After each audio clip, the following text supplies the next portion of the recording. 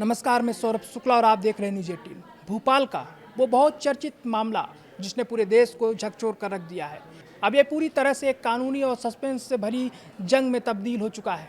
शुक्रवार का दिन इस केस के लिए सुपर फ्राइडे साबित हुआ।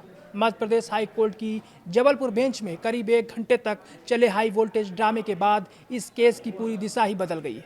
एक तरफ कोर्ट में 4 अलग अलग याचिकाओं पर तीखी बहस चल रही थी, तो दूसरी तरफ इस केस का मुख्य आरोपी और टिशा का पति समर्थ सिंह, जो अब तक फरार था, उसने शाम होते होते सरेंडर कर दिया है। आज हम आपको बताएंगे कि उस बंद कमरे की सुनवाई में क्या क्या हुआ है, कैसे अब टिशा की मौत का राज खुलने वाला है। कहानी की शुरुआत होती है 12 मई 2026 से। भोपाल के एक पॉश इलाके में स्थित ससुराल में टिशा शर्मा की संदिग्ध परिस्थितियों में मौत हो जाती है।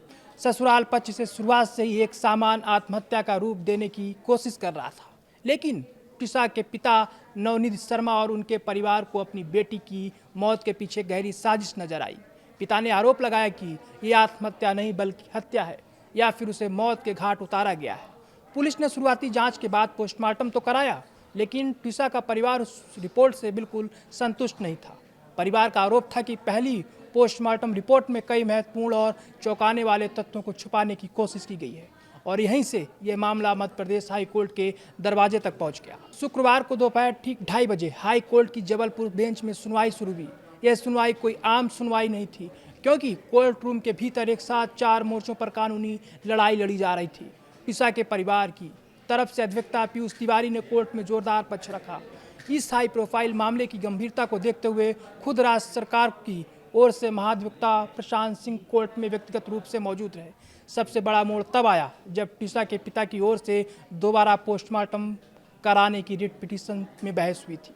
महाधिवक्ता प्रशांत सिंह ने कोर्ट को साफ किया कि सरकार को पहले पोस्टमार्टम करने वाले एक्सपर्ट डॉक्टरों की टीम पर कोई संदेह नहीं है, लेकिन चूंकि मामला बेहद संवेदनशील है और दूध का दूध पानी का पानी होना जरूरी है, इसलिए सरकार दूसरे पोस्टमार्टम का विरोध भी नहीं करेगी। नतीजा ये हुआ कि कोर्ट ने तुरंत दूसरी मेडिकल टीम के सेकेंड पोस्टमार्टम कराने की अनुमति दे दी है। सुनवाई का दूसरा सबसे बड़ा मुद्दा था टिशा की सास गिरबाला सिंह की अग्रिम जमानत। भोपाल जिला न्यायालय से गिरबाला सिंह को पहले ही अग्रिम जमानत मिल चुकी थी, लेकिन इसे रद्द कराने के लिए हाई कोर्ट में 2 अलग अलग याचिकाएं दायर थीं, एक टिशा के पिता की तरफ से और दूसरी खुद मध्य प्रदेश सरकार की तरफ से। सरकार ने कोर्ट में सख्त लहजे में कहा कि मामले की गंभीरता को देखते हुए सास की जमानत तुरंत निरस्त की जानी चाहिए। कोर्ट ने इस पर कड़ा रुख अपनाते हुए नोटिस जारी कर जवाब मांगा है, और अगली सुनवाई 25 मई को दोपहर 2:30 बजे तय कर दी है। लेकिन असली क्लाइमेक्स अभी बाकी था। टिशा की मौत के बाद से फरार चल रहा उसका पति समर्थ सिंह, जिसकी तलाश में पुलिस दिन रात छापेमारी कर रही थी, उसकी अग्रिम जमानत याचिका पर भी सुनवाई होनी थी। कोर्ट में समर्थ सिंह के वकील जयदीप कौरव खड़े हुए और उन्होंने कोर्ट को चौंकाते हुए कहा कि वे जमानत अर्जी वापस लेना चाहते हैं, क्योंकि समर्थ सिंह खुद कानून के सामने सरेंडर करना चाहते हैं। कोर्ट की इजाज़त मिलते ही अर्जी वापस ली गई और शुक्रवार की शाम होते होते समर्थ सिंह ने चुपचाप कोर्ट में आत्मसमर्पण कर दिया।